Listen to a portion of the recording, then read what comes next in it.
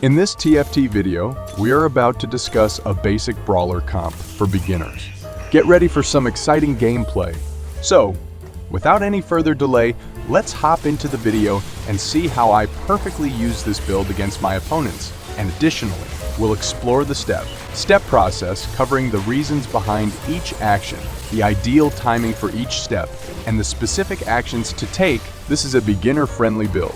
It is very easy to recreate as well. The brawler trait consists of 7 champions, namely Blitzcrank, Renekton, V, Lee Sin, Riven, Jax, Warwick. This trait gives the brawler bonus health, increasing with every 2 brawlers on board. Also, if we get the brawler emblem, we can max out this trait in the game. Let me show you how I made this build. In the early game, I made sure to play with at least 2 brawlers to get a chance to receive the brawler emblem in the first augment section. At the early level, I played with 2 defenders and 2 admins. The first augment I chose was Scoped Weapons 1, which gave me +2 attack range and 12% attack speed for the units in the 2 back rows. Here, we chose this augment to make our backline stronger. This is not the ideal augment for this comp. Brawler Crest is the ideal one. I unknowingly skipped it.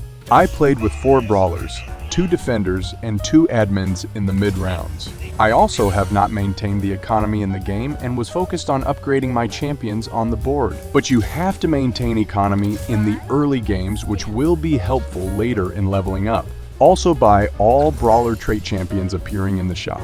The second augment was Cleanse and Safeguard. It was Lee Sin's hero augment, by which his ability costs 15 less mana and heals 15% of his missing health. Make sure that you field only the brawler trait champions before the stage 2 and 3 to get hero augments based on them, or even a brawler emblem. As I continued to have my winning streak, I stayed on the level 6 and 7 for a longer time and upgraded most of my champions to 2 stars. At the same time, I maintained the economy as well. At level 6, I gave Archangel's Staff to LeBlanc and Titan's Resolve plus Infinity Edge item to Warwick. When I reached level 7, I sold LeBlanc and played with Aurelian Soul and gave him the items Jeweled Gauntlet and Archangel's Staff. The third augment was Exiles, one by which our units that start combat with no adjacent allies gain a 25% maximum health shield for 10 seconds. After that, I gave Bramble Vest to Lee Sin and equipped Aurelian Soul with Spear of Shojin.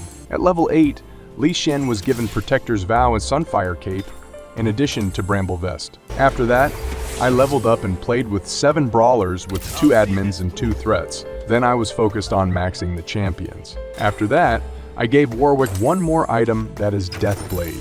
If we have a brawler emblem, we can use it on the threats or any higher tier champions and play with 8 brawlers. But now I played with 7 brawlers with 2 admins, 2 threats. I gave the last remaining item for this game, Redemption, to Riven. Items were chosen based on a P and a D. Warwick does physical damage, so I gave a D items to Warwick, and I gave all the defensive items to Lee Sin, where Aurelian Soul does magical damage with ability power items. So I gave all the AP items to Aurelian Soul. Watch this final round to see how I won this game comfortably.